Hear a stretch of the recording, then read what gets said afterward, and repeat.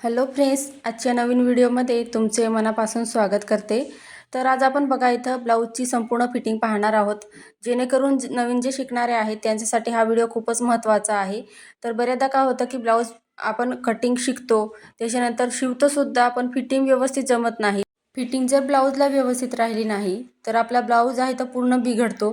Shoulder उतरतात, त्याच्यामध्ये काखेमध्ये blouse tight होतो, चुन्या येतात ब्लाऊजला, फिटिंग व्यवस्थित येत नाही। तर या छोट्या गोष्टी आपण आजच्या व्हिडिओमध्ये पाहणार आहोत। तर इथे बघू शकता सर्व पार्ट आहे ते इथे मी रेडी करून घेतलेले आहे। आणि हो, अस्तर सुद्धा जोडताना आपल्याला व्यवस्थित चेक करायचं आहे। तर पहा, इथे दोघं बाहीचे अस्तर मी परफेक्ट असं जॉईंट केलेलं आहे, बाहीला सुद्धा परफेक्ट असा जॉईंट दिलेला आहे। तर या भरपूर अशा टिप्स आजच्या व्हिडिओमध्ये तुम्हाला पाहायला भेटणार आहे। तर व्हिडिओ तुम्ही शेवटपर्यंत पहा।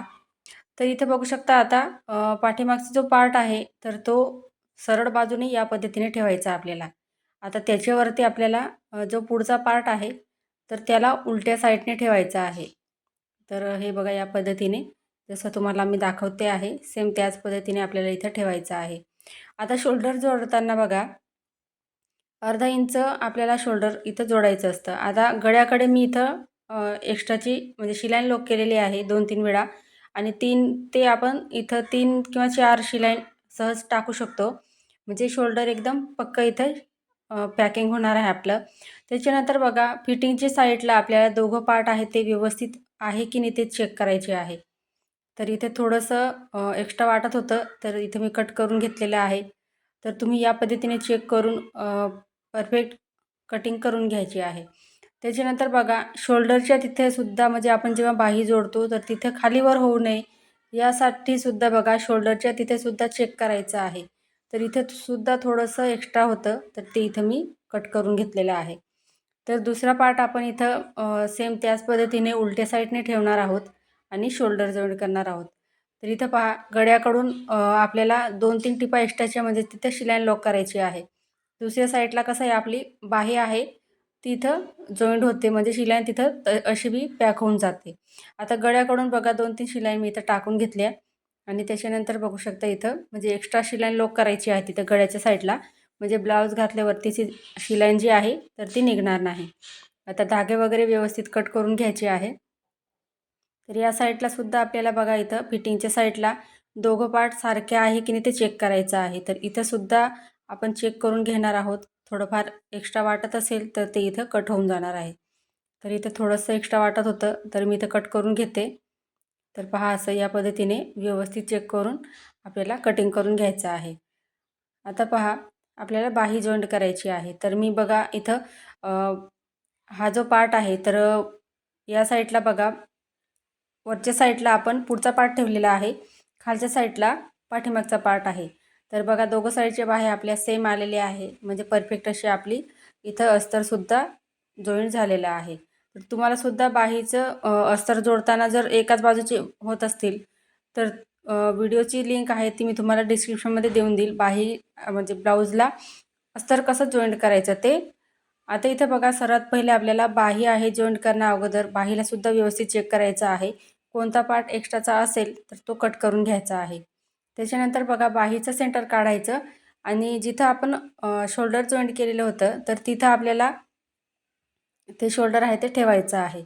आता इथं 4.5 इंचाची मला बाही हवी आहे, तर त्यासाठी इथं बघू शकता मी अर्धा इंच तिथं जॉईंटमध्ये जाणार आहे। 5 इंच बाहीची लांबी येत होती, तर इथं बघा मी खडूने मार्किंग करून घेतलेलं आहे।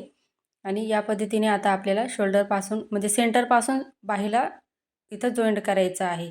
म्हणजे काय होईल, तर शोल्डर आणि बाही आहे ते सरळ राहणार आहे, म्हणजे तिथे फुगा वगैरे काय होणार नाही आणि बाहीसुद्धा टाईट होत नाही। तर सेंटरपासूनच बाही आहे ती इथं जॉईंट करायला सुरुवात करायची आहे। आता बघा, एका साईडची आपण बाही शिवून घेतलेली आहे। आता दुसऱ्या साईडने सुद्धा आपल्याला शोल्डरपासूनच ती सेंटरपासूनच इथं शिवायला सुरुवात करायची आहे। आता बाही आहे ती ओढायची नाही, कापड जसं आहे तसं आपण फिरवत इथं शिलाईन टाकून घ्यायची आहे। तर बघू शकता मी या पद्धतीने व्यवस्थित असं शिलाईन टाकून घेते। आता बघा, सेंटरपासून आपण दोघं साईडला शिलाईन टाकून घेतल्या, त्याच्यानंतर बघा, या टोकापासून दुसऱ्या टोकापर्यंत आपल्याला अशी संपूर्ण अशी बाहीला इथं शिलाईन टाकायची आहे। तर जे पार्ट आपण जॉईंट करत असतो त्यांना डबल टिप टाकत असतो, तर हे लक्षात ठेवायचं आहे। तर पहा, आता बाही आपली एकदम सरळ रेषेत आलेली आहे. आणि तुम्ही जर या टोकापासून दुसऱ्या टोकापर्यंत जर शिवली असती तर ती इथं मध्ये जे आहे ते असं उचकल्यासारखं होतं, तर तसं होत नाही त्यासाठी. आता इथं बघा, सरळ बाजूकडून आपल्याला एक शिलाई टाकायची आहे 1/2 इंचमध्ये. तर बघू शकता मी इथं या पद्धतीने 1/2 इंच एवढं अंतर घेतलेलं आहे. बाही आणि एक्स्ट्राचे इथं कटिंग करून घ्यायचं आहे. कारण बाही कटिंग करतानाच मी एक्स्ट्राचं घेतलेलं होतं. तर बघू शकता इथं एका साईडची आपण बाही शिवून घेतलेली आहे. त्याच्यानंतर दुसरा पार्टसुद्धा आपल्याला सेम त्याच पद्धतीने इथं बाहीला जॉईंट करायचं आहे. तर बघा इथं दोघं पार्ट आहे ते बाही व्यवस्थित चेक करायची आहे जोडण्याआधी आणि बाहीचं सेंटर काढून घ्यायचं आहे. तर पहा आता या पद्धतीने शोल्डर जिथं जॉईंट केलेलं आहे तिथं सेंटरला ठेवायची आणि इथं अर्धा इंचवरती आपल्याला बाही शिवून घ्यायची आहे. आता तुम्ही जर नवीन शिकत असाल तर अर्धा इंच मोजून तुम्ही खडूने बाहीला मार्किंग करून घ्या दोघं साईडच्या बाहीला. आणि ते बाहीजवरती आपल्याला म्हणजे ते खडूने आपण जे मार्किंग केलेलं राहतं त्याच्यावरती तुम्ही शिलाई टाका, म्हणजे काय होईल तुमची बाही परफेक्ट अशी जॉईंट होईल. आता इथं मला सवय झालेली आहे त्याच्यामुळे मग मी इथं या पद्धतीने शिवून घेते. तर दुसऱ्या साईडला सुद्धा आपण बघा सेंटरपासून बाहीला शिवायला सुरुवात केलेली आहे. थोडं कापड आहे तो जसा आहे तसा फिरवत इथं बाहीला शिवायचा आहे. घाई अजिबात करायची नाही. तर या पद्धतीने बघा व्यवस्थित असं शिवून घ्यायचं आहे. आता दुसऱ्या या टोकापासून दुसऱ्या टोकापर्यंत संपूर्ण बाहीला शिलाई टाकून घेणार आहोत आपण. तर बघू शकता तुम्ही या पद्धतीने व्यवस्थित असं हळूवारपणे आपल्याला बाहीला इथं शिलाई टाकून घ्यायची आहे. तर इथं बघा इथं सुद्धा सरळ लाईनमध्ये आपली बाही इथं झालेली आहे. आता इथं बघा सरळ बाजूकडून आपण एक शिलाई टाकत असतो, कारण ब्लाऊजचे जर धागे वगैरे निघत असतील तर ते आतल्या साईडला पॅक होतात आणि धागे निघत नाही ब्लाऊजचे आणि आतून सुद्धा ब्लाऊज आहे तो फिनिशिंगमध्ये दिसतो. तर हे सुद्धा महत्त्वाचं आहे. बाकीचे डायरेक्ट ब्लाऊजला पलटी करून घेता आणि फिटिंगची टीप टाकत असतात, तर तसं नका करू. आणि या पद्धतीने तुम्ही फिटिंग करून पहा ब्लाऊजला. एकदम परफेक्ट असा हा ब्लाऊज फिनिशिंगमध्ये दिसतो आतल्या साईडहून सुद्धा. तर पहा आता आपण जे धागे वगैरे निघत होते तर इथं पॅक होऊन गेलेले आहे. आता इथं बघा या पद्धतीने उलट्या साईडने आपल्याला ब्लाऊज आहे तो संपूर्ण फिरून घ्यायचा आहे.